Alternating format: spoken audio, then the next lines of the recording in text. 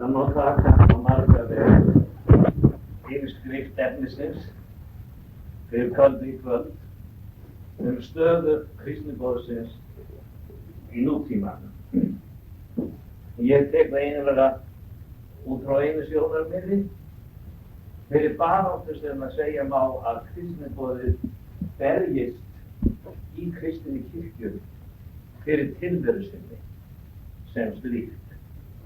Vegna ýmislegs sem gerst hefur í kirkjunni og viðhorfi til aðeins kristniboðsbreytingar. Það átti enginn að þurfa að hugsa að í raun og veru eru marga alkirkjuhreyfingarinnar og allra þessara einkennilegu samtaka sem myndast hafa á okkar tímum kristniboði. Það var kristniboði sem fór að halda þessi vel skipulögðu þjóðaþing og frægast þeirra var kannski á Ísland hátt þingið í Edinborg, þar sem að kristnir menn úr öllum kirkjudeildum komu saman til þess að ræða það hvernig þeir gætu best veitt kröftum sínum að útbreiðslu Guðs og ríkis út á meðal heiminganna. Og þessi þingur vöktu mikla athygli. En svo snúast málin svo við að upp úr styrjöldinni 1948 þá stofnuð alkirkjuhreyfingin og þá mjög fljótlega það að tala það sé nauðsynlegt að leggja kristniboðið inn undir þessa hreyfingu og leggja alþjóða kristniboðsráðið sem hafði stórmerkilegt starf og ómetanlegt leggja það niður. En alkirkjuráðið tæki við þessu. Þarfum, eins og gefur að skilja ákaflega harða átökum þetta í mörgum löndum.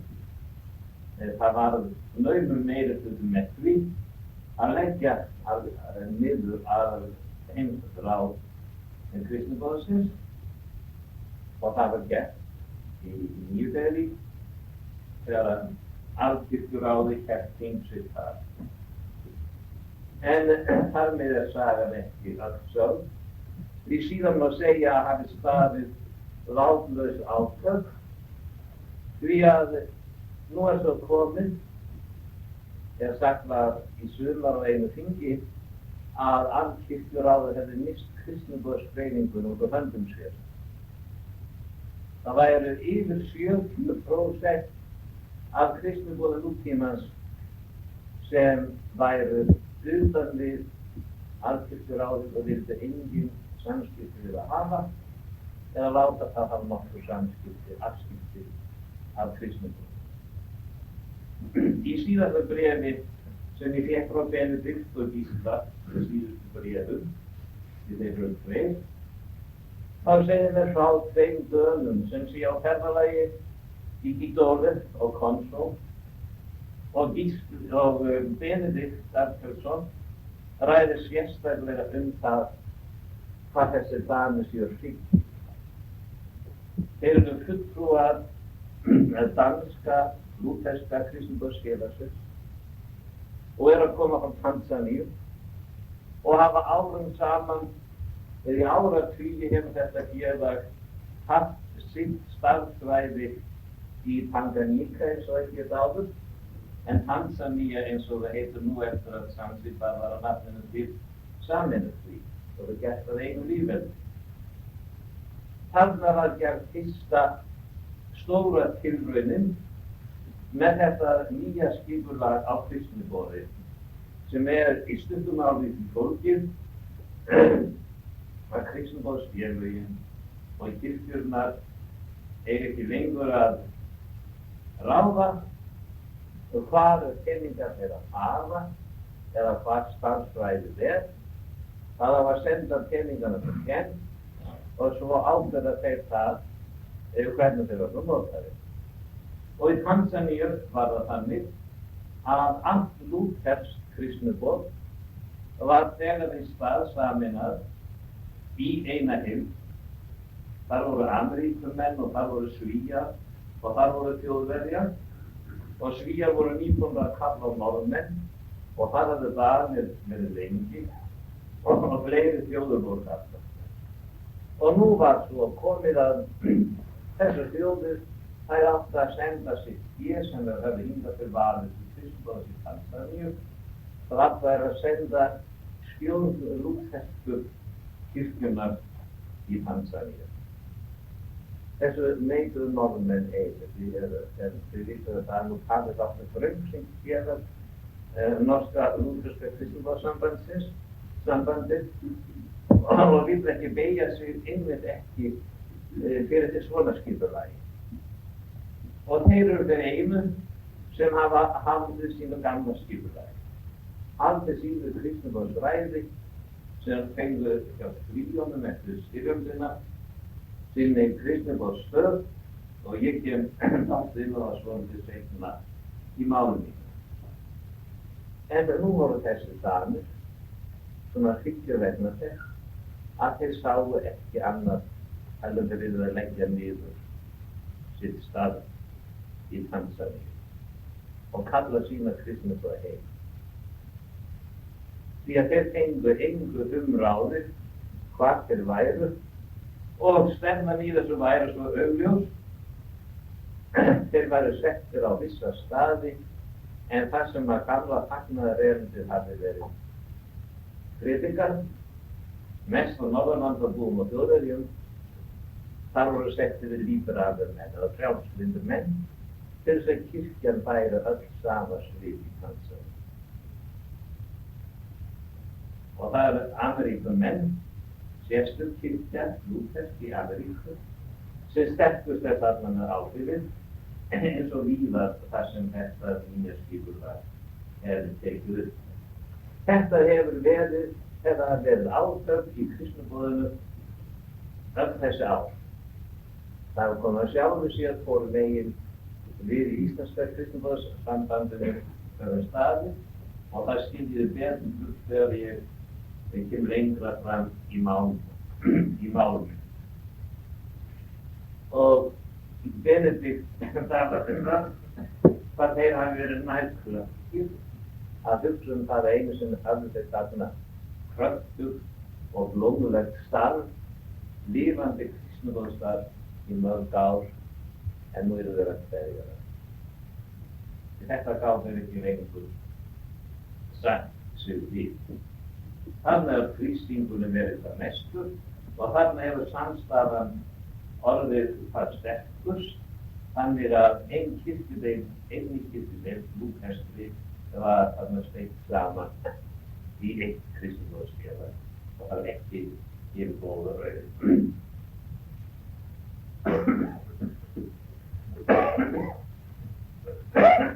Þess nú að segja að þegar maður les erlend kristniboðstímarit eða blöðar fréttir í vissum blöðum, til dæmis í Kristi Dagblaði Danmörku og í tíðskrift frá Norsk Misjón, sumar greinarnar sem þar koma, má ekki rugla saman við Norsk Misjónstíðina sem málgagn norska kristniboðsfélagsins. Þá eiginlega einkenni á það mitt glundroði sem að ríkti hefur þessi síðustu 20 ár.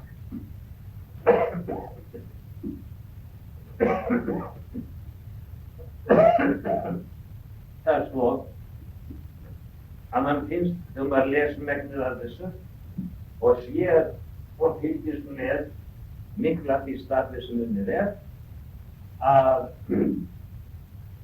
þessi hreyfing sé glatt áfram búin að týna kristniboðið. Það er ekki lengur til og það finnst mér að hafa komið fram í lútherska heimssambandinu í frétt sem ég sagði fyrir eitthvað 2 árum. Þegar það var samþykkt að kristniboðsdeildin í lútherska heimssambandinu skyldi dragðu niður. En hér eftir skyldi sú deild heita samstarf og samstarf kirkna. En það er undir aftur kristniboðið að heyra. Mjög víða ákveðlega óskýrt talað kristniboðið.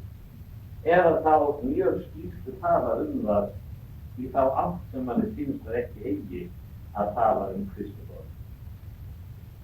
Það sé maður vel í dönskum og sænskum blöðum sem að fjalla kristniboð og málafærslu þeirra. Í sænskum blöðum getur maður lesið alveg það sama eins og kemur frá Gent, þar sem miðstöðin kristniboðstímabil sögunnar liðið. Það ekki fyrirlegin. Nú eru komið nýjir tímar, nú eru komið samstarfstímar, sjálfstæðar, jafnvel rétthárðar kirkjudeildar. Það var til brautryðjendastarf í kristniboðinu, brautryðjendatímabil og þeir höfðu staðbundið starf. Þeir byggðu síðan kristniboðsstöð, það var rétt aðferð í þá daga, en sá tími nú liðinn af því að nú kirkjan komin þar á staðinn. Hún komin alls staðar þar sem nokkur maður hefur tekið við fagnaðarerindum. Og þar með hefur kristniboðið gert sjálft sig óþarft sem slíkt. Það ekki lengur hægt að tala kristniboðið þannig að kristnin lönd sendi kristniboðið til annarra landa sem heiðins séu til að kristna þau. Og ég man eftir orðasennu eða ritideilum fyrir svona 3-4 árum út af því að leggja skyldi niður orðið heiðingur. Því að það var móðgunni og þjóð sem heiðin var. Það mátti ekki nota hugtök sem ekkert niðurlandi í. Því strax tekið bíblilega tekið, þá eru allar þjóðir heiðingar, nema gyðingar útvalda þjóð, eins og Biblían notar hugtök. Það var verið að gera greinarmun á þjóðinni, þar sem eini sanni Guð opinberaði sig og hefti eina sanna Guð lengi og svo hinna sem fagnaðarerindið kom til. En það var löngu deila þetta að við mættum ekki nota orðið heiðin. Þess var þetta niðurlandi fyrir þær þjóðir sem notum það. Alls staðar væri kirkja eða kristni, þar sem okkar hefur komið og þetta gjörbreytti miklu afstæð kirkjunnar, sögðu þeir og lyftu málinn ákvarðningi þannig. Það ekki verið að leggja niður kristniboðið. Þetta einmitt verið að gera þetta að því sem þú raunverulega því að starf kirkjunnar kristniboð. Og kirkjan sjálf, hún í raunverulega ekkert annað en kristniboð strax tekið. Þessi rök voru ákaflega mikið með. Allir kristni menn kristniboð.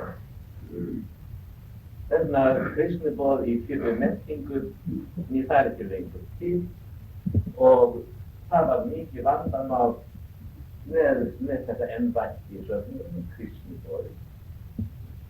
Bara til nokkuð í kristnum söfnum, réttilega skilið sem heitir kristniboði.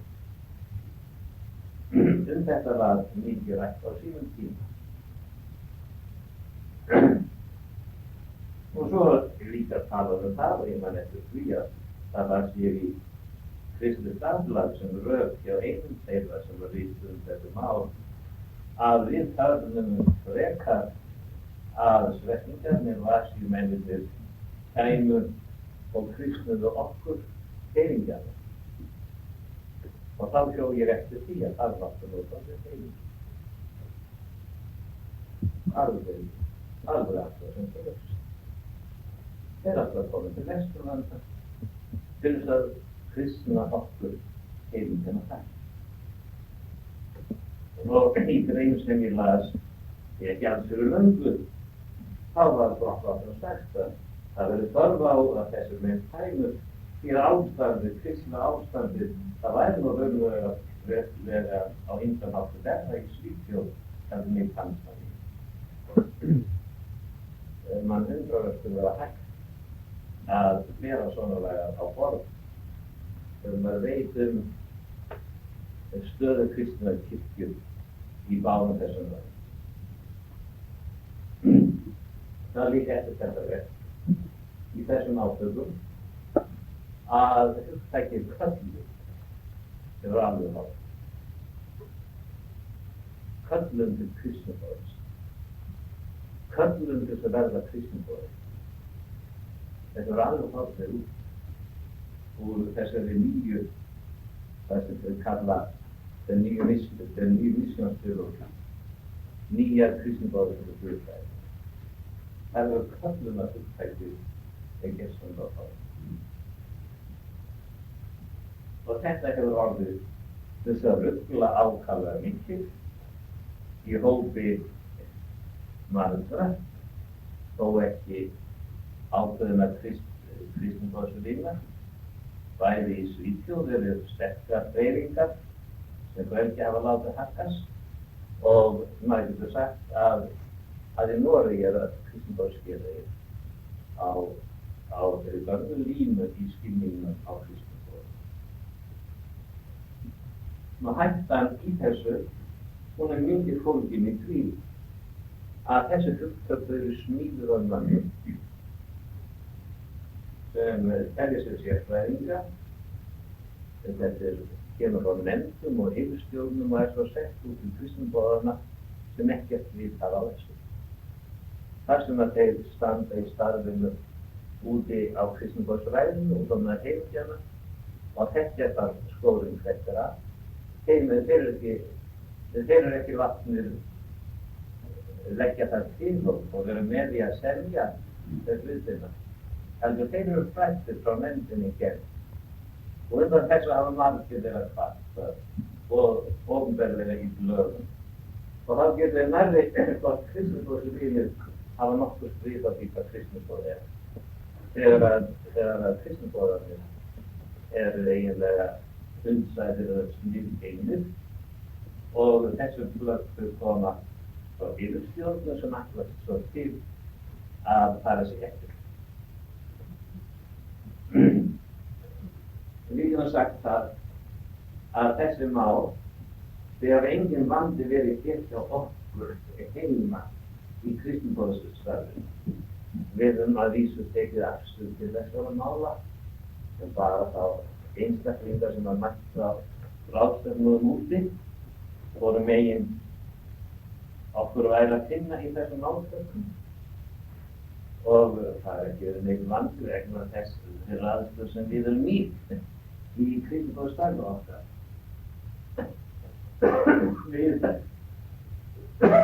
Við erum menn, eins og kristniboðsvinir hafa alltaf verið, það hefur verið enginn á þeim. Við erum menn gagnteknir af þessu að erindi konungsins bráð liggur á að kristniboðarnir eru sendir og það er köllun og það er sérstakt verkefni og það kallar, það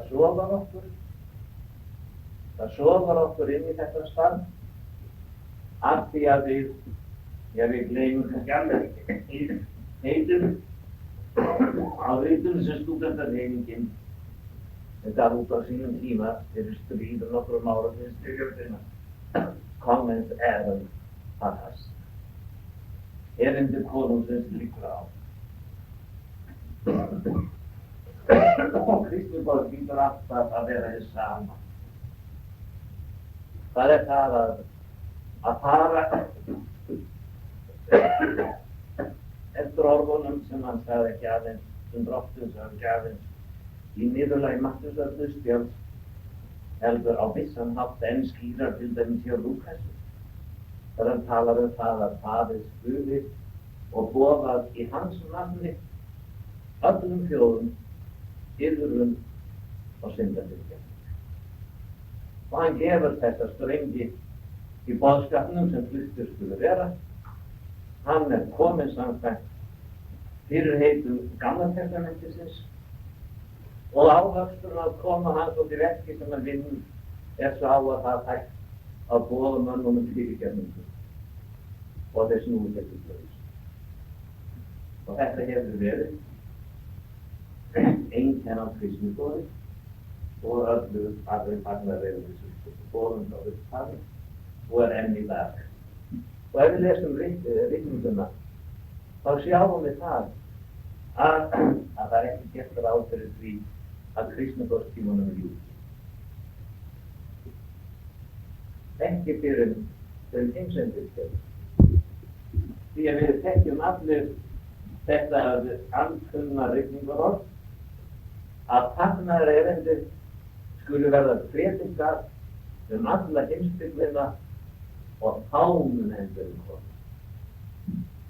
Svo að það er ekki til stað fyrir því í ritningunni að tími kristniboðsins sé fyrir. Og það alltaf allir þetta að fara til þjóðanna, fara til þeirra sem þekkja mig. Hins vitum við líka mæta vel og þarf ekki að segja okkur að kristniboð þurfi að vinna heima, því að það einkenni á kristniboðsfélögum að því að það víða áhaldum hvort hafði fleiri heimastarfsmenn eða kristniboðum hér. Hann hefur aftan á þennan dag barist Satanas og gegn þessu og bekkir náða til slettið kristniboðsáfram. Þið fáið ekki peningana sem hafðu við fáið. Það getur byggjast á smerleika einstaklingsins til ákveðins vekk. Mér kunnum mönnum og þeim hluta kristilegt starf var boðið suður til Gent umræði við afskiptum þá sem endina. Hvort þetta verður hægt eitthvað megin að tengjast þetta. Flestir þeirra mættu ekki. Ég veit nú svarið sem henni verið rætt. Hann sagði ég er búinn að skrifa svo mikið þetta mál og þau hefur lesið mína grein. Þetta var kallt í konservatífum friðvæg. Nú verður misjánsteologi þau kallar það. Næsta sem þeir sem stóðu ansjá, það var þann sterkar rætturinn að það hefði kristniboðsþing sem konservatífum. Og það verður haldið mál sem skiptir miklu mál og það er flóið sem breyting þar því í norsku misjón að við ættum að hætta að tala okkar kristniboða sem eru sendir enda fyrir heimsáttunni frá kristniboðs